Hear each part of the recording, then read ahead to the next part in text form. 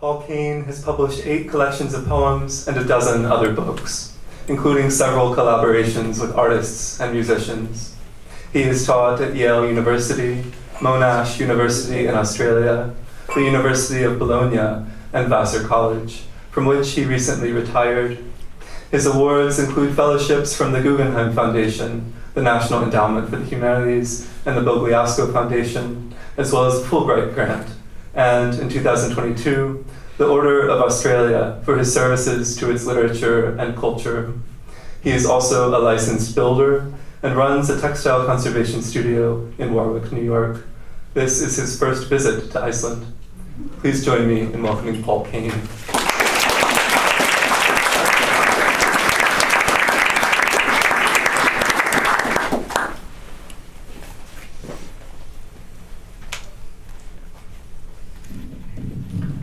This is my second day in Iceland.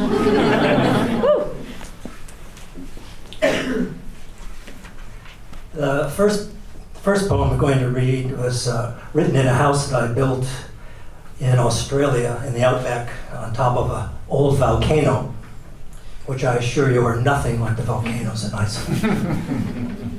It's in an area called the Goldfields, so the poem is called Hard Light in the Goldfields.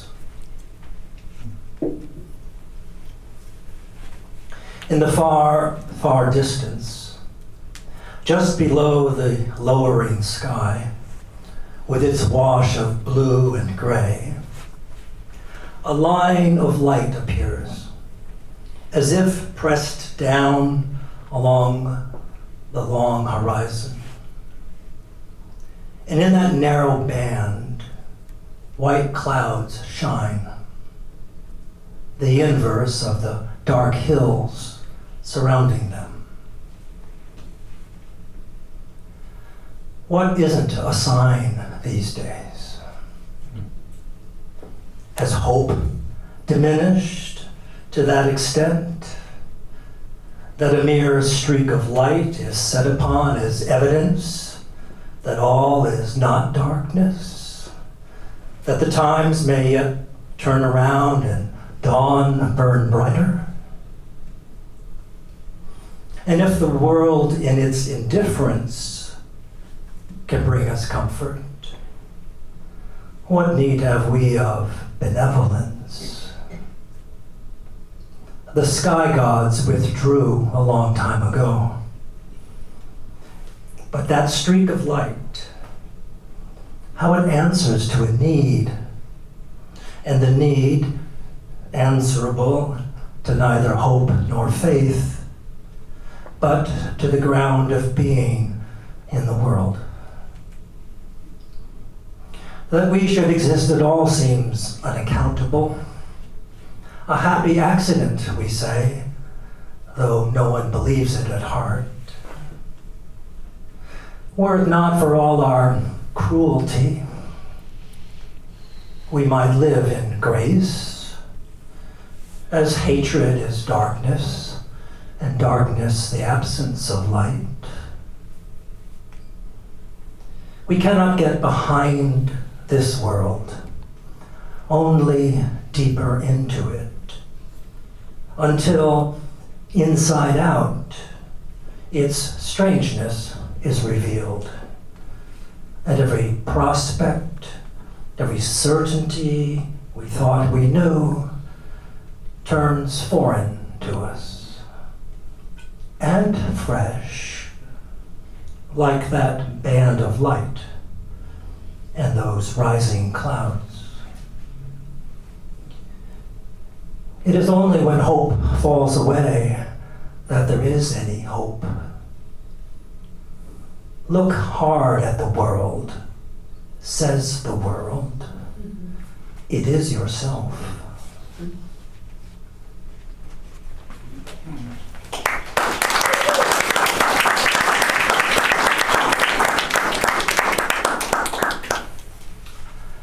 10 years ago, my wife died from ALS, and I spent the next couple of years writing a book as a work of mourning. And it was cast in the form of ghazals, or in Farsi, ghazals. And it's traditional, particularly with the Sufi poets, to put the author's name in the last line. But in this case, my wife's name, Tina, appears. This is number 45.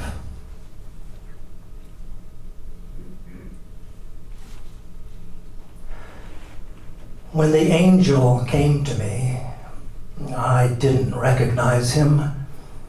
His wings were hidden. He seemed like anyone else who had known you, coming to say consoling words.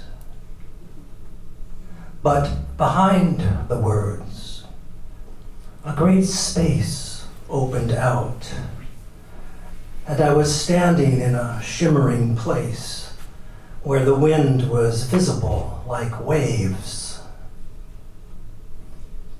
It was very quiet, and what the angel said deepened the silence. I have forgotten his words and recall only what they meant. That you were living in a foreign land, and I must travel to find it. But first, I need to learn the language of that place. Its grammar of absence, its self-erasing syntax, voiceless verbs. I'm afraid it will take me the rest of my life, Tina. So please be patient.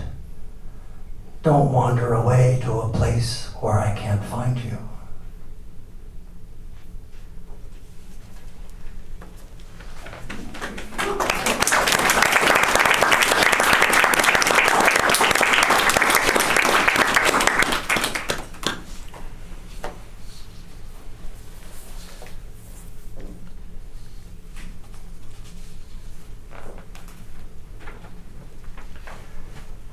This poem carries an epigraph from the writer Emerson.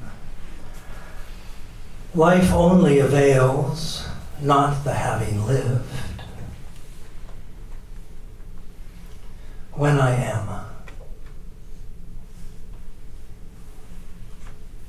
How is it I never realized how impossible it was for me to see her face in such detail across the street as she hurried to my side while I lay on the curb, bloodied and blacked out, my bicycle crumpled metal, the driver distraught from hitting me, the ambulance yet to arrive. I've carried that image of my mother, her hand to her open mouth, all my life. But as with so much, I neither questioned nor fathomed it. Who was I that moment, both there and gone? Not so much near death as nearer to life. Abruptly free, but not free enough to die. So here I remain, a seeker of moments. Have I forgotten my entire life? Is what I remember really me? Yesterday, my mother died 10 years ago. I can imagine what she might say to me now, seeing what I can't, my future, my past, in the light of what's to come.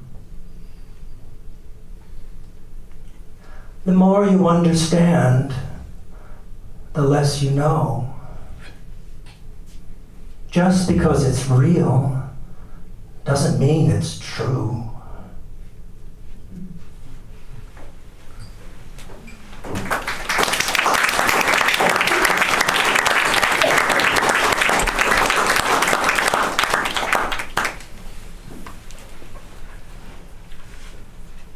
I'll end with a poem called Canada.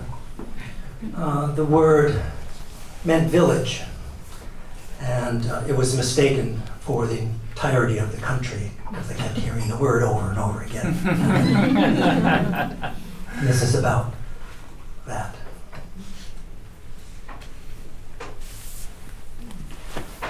When Jacques Cartier passed with his 3 small ships and his 50 men through the Strait of Belle Isle, and the smiling whales were spouting and rolling in the broad salt bay, and the sun was hot, for it was the 10th of August, a martyr's day.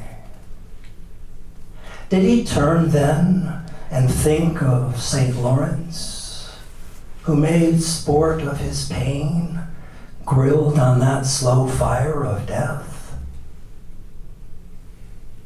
And later, when the water flowed fresher near the mouth of the Saguenay, and the singing whales receded, did Cartier in the morning haze look at the steep shores and the crowds of gannets, and in the deep mingle of sound and river smell, look again and see his life as something obdurate?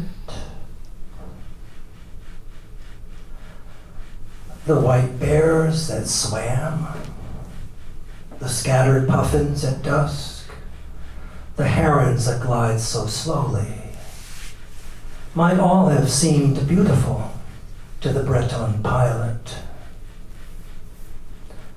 But closer to his reckoning were the red cliffs, the sharp rocks, the waterfalls that burst to the shore and fed the sea. He was careful to have prayers in the morning and again in the evening, for the murmurous passages of the sea give rise to an echo of redemption, human, the flood and withdrawal of the tide and her winds. Yes, there was much that could touch his French purposes.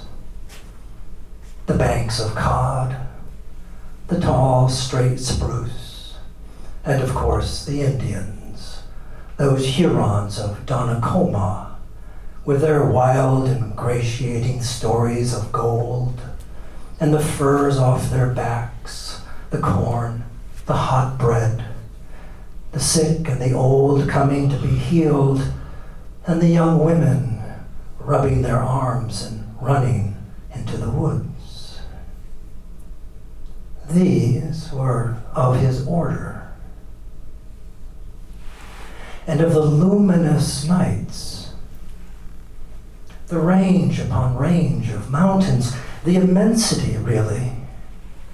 There was nothing Cartier could do but see it as something savage, something that reduced himself and enlarged the stars, and the portion of him that, beating suddenly with life, recognized his existing as far away from his knowing, as foreign as the vast village he called Canada is to the constellations that guided him there.